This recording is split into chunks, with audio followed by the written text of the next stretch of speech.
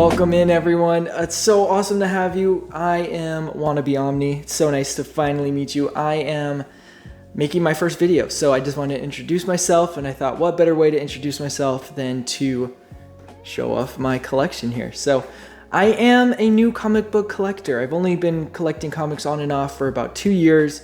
I hardly have a collection.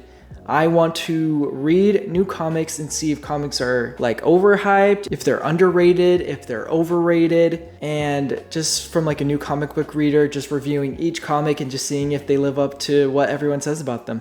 So I'm so excited to do this, and let's get into whatever I'm doing.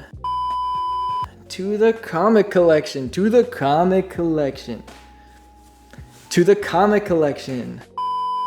All right, so first off, what we got here is the Mighty World of Marvel. Now, this is a really cool collection. My sister got this for me, so shout out to my sister Tay. But it collects Captain America, Iron Man, and Spidey. And it just shows you kind of like what was going on when it was like getting made, which is really cool. So you have many of these. It shows you how they were made, who made them, who drew them, what were they thinking when they went into making like the symbiote suit, you know, who created them, cool posters of them. And this, they even have like a parade, which is kind of cool. Here's like a full shot of the black suit, which is so sick. But yeah, just like how they were made. This one is Iron Man, so that has a back to it. It kind of shows like their first appearance and then like maybe a more recent appearance, but it's just really cool. And it just shows their team ups. It shows like some of their captions, some of their like runs. It even has like out of the comic books. You can read some of them, which is just so cool. I feel like Iron Man and Spider-Man and Captain America are all really big figures in Marvel, and they're some of the foundations of what we know today in the Marvel Cinematic Universe. So I think it's really cool, and it's a good way to understand certain creators. It's really cool to get to know Stan Lee a little bit more and how he created Spider-Man and how he was different than other creators and how they created their like origin stories. So definitely recommend. I'm not sponsored by anything in this video. So as I'm literally starting out, and I have like 3 subscribers, which is like 2 of them are me. So probably shouldn't out myself like that. But anyways, again, this is the Mighty World of Comics. I browsed through it. It's really cool. All right. Up next is an indie comic, and it's an indie horror comic, which if you don't know me, which you don't, I love horror, and indie comics are really cool. So this is a famous one, popular one. It's called Something is Killing the Children. It's by James Tynion IV, Werther Dieldera, and Miguel Muerto.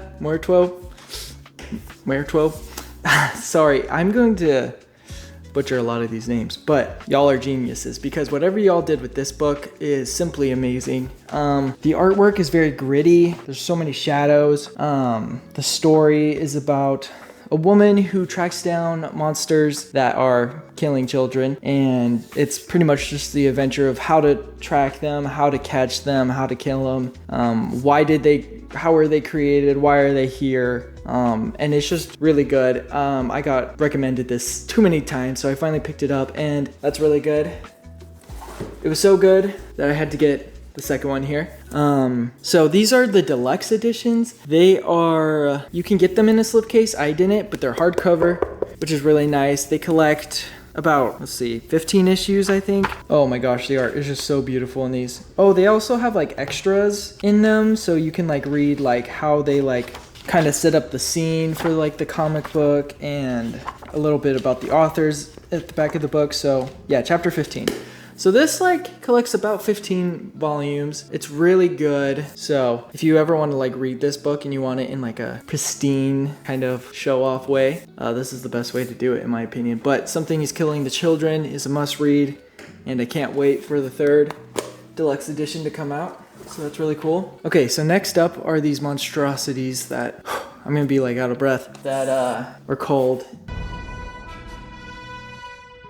These are the library edition. This is the best way to collect Invincible in my opinion. There's 6 of these in total. I have 3, which I'll show you more of. But yeah, Robert Kirkman, Cory Walker, Ryan Ottley, Bill Crabtree, they all kind of had their hand in this. Cory Walker does the first 7 issues of Invincible, and they're just like so classic. It feels like they truly are starting out as a new comic. And then Ryan Ottley shows up, and then Ryan Ottley just does an amazing job. This book is so big, but it's really worth it. I think it's really cool, and it just looks good. I love the art in these like beginning stories, and this is the best way. It's so tall, but it's literally bigger than my head. I don't know, it's just so pretty just to see all the artwork, to see just everything in just like a huge format. Invincible is a really good story. Invincible got me into comics, and I wouldn't be here without Invincible. So yeah, watch the show. The comics are just as good. Here is the 2nd edition of that. So here it is.